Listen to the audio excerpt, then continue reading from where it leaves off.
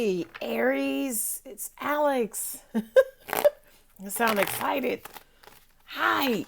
All right, I'm here to bring you your weekly tarot reading. What we got? Ooh, Queen of Cups. Pisces, Cancer, Scorpio. You got Capricorn there with the World card. Aries and Scorpio.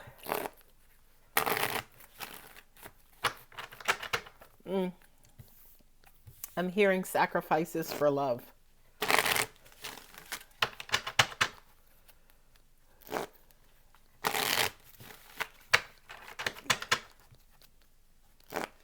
I feel like love is a struggle for you, Aries. I mean, it is with the rest of us. Join the club, baby.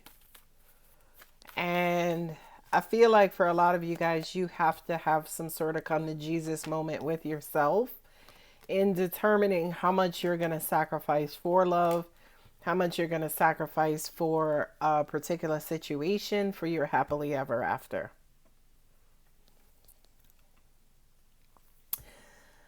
Okay, we got the Queen of Cups and the Four of Pentacles. Yeah, somebody's being loving, but somebody is kind of holding back.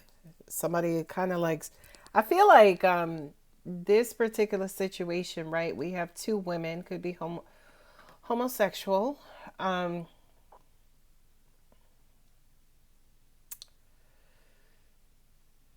Somebody is comfortably showing love, right? Somebody is very open to love. Somebody else not so much, kind of holding back. You know, this is somebody who's independent and financially stable. So is the Queen of Cups as well, but I feel like to an extent this person cannot see beyond their finances or their job or their family, their responsibilities. That kind of makes sense to me because it's almost like they're focused too much on their pentacles instead of contributing emotionally to this particular situation. Now, something's going to come to head with this Tower card, right? I kind of feel like this is the ultimatum in saying, listen, if you want to be with me, you're going to have to learn how to give me my time and energy too. Like, you're going to have to learn how to either make me a pentacle or give me a pentacle, right? Like, and it has nothing really to do with the ultimatum about, the choice itself, but it's almost like, what are you really willing to do for this? What are you willing to sacrifice for this particular relationship? I also kind of hear somebody saying like, wow, like, don't I mean that much to you? Like, aren't I worth your time?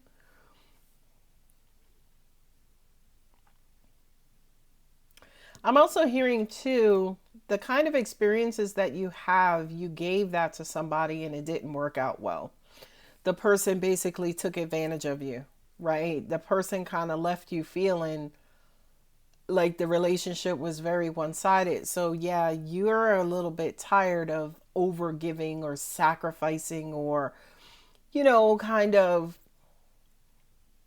realistically, Aries, like straight up, I kind of feel like you are tired of dealing with people who have multiple requests, right?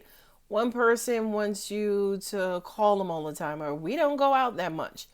So that doesn't work out. Then you deal with somebody else. Everything goes great and y'all, the communication is great. And then it's like, oh, we don't talk that much, right? For you, Aries, I just kind of feel like to an extent you're fed up because it's like if it ain't one damn thing, it's another.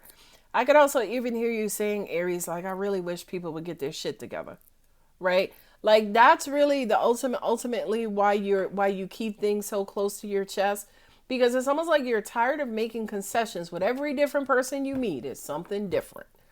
And I feel like with this particular person, before you actually kind of open up, you're going to want to wait and see what their bullshit is, right? What they're coming to the table with, okay, what am I not doing right this time? You know what I mean? And I actually like that approach. You got the Ten of Cups and the Ten of Wands here. So that does mean that something is coming to a completion. Maybe with this person, you know what I mean? Maybe you're hitting your mark. Maybe you're doing everything right to the extent that you can kind of relieve yourself of the baggage and the burdens of the past and Maybe this is a person who kind of comes along and renews your faith in saying, okay, yeah, like I can be myself, I can be free, we can learn together, we can grow together, like we can discover things together. Well, that turned out nicely. Right? Like we started off like, oh, beautiful, but no, I'm tired. Then it's like, oh, wait, but this is a person. Oh, right? All of those emotion Aries in your one little reading. Okay? Like, what is it? 5 minutes in, going on 6 minutes in? Yeah. Yeah, I kind of feel like there's a lot of love here on the table, but you just don't know yet. And you're still holding your cards too close to your chest. You're waiting to see that other shoe to drop before you figure out, it's like, okay, am I going to stick around for this one, or is this going to be another one that bites the dust? Because I'm on a quest. I'm trying to be happy. I ain't trying to be out here in these streets, kind of bobbing for people.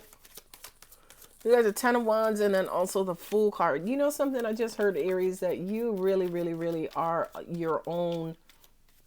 You march to the beat of your own drum. You guys are incredibly unique in the tarot, in the zodiac. Your cousins, Scorpio, right, are also ruled by Mars and Pluto as well. But Aries, it's like that you are like no other. You know what I mean? And I mean that respectfully, and I mean that positively. So I really do feel like if you found somebody who is your type, who is compatible to you, you're probably going to hold on to that person forever, because it takes a very strong and tender and persons with a lot of stamina to deal with you, Aries. And again, I say that respectfully, right? Like if you found somebody who can put up with your quirks, but who's going to continuously be there as you have them under the microscope, as you're constantly, not really judging, I don't like that word, but monitoring, right? While you're monitoring them and they pass with flying colors, Aries, marry that person quick on the spot. Okay? And I really do feel like whomever this is, it's almost like they're pleasantly surprising you, that you are able to kind of release your old baggage, old whatever, and take a leap of faith with this person. Look for a sign. No. Excuse me. I heard that the no was you, Aries, and that it's like, yeah, Alex, not yet. They got about 3 more lessons to go through, which is fine, because I feel like, Aries, you probably have the best vetting system of the zodiac. Like, you guys know how to examine somebody and how to kind of scope out somebody before actually letting them in. Ooh, big happy changes. And at the end of the day, Aries, they may not make it in, and that's okay. Because Aries, again, you're going to do your due diligence and making sure you figure out who the heck you're dealing with and who you're giving your time to. Again, no on the bottom. That's that resistance. That's that 4 of Pentacles, as in, you're still kind of holding on tight. You're still kind of closed down, shut down, whatever the case is. But crosswatcher, if you're dealing with an Aries, hang in there, because Aries will open up, but only when they're ready to.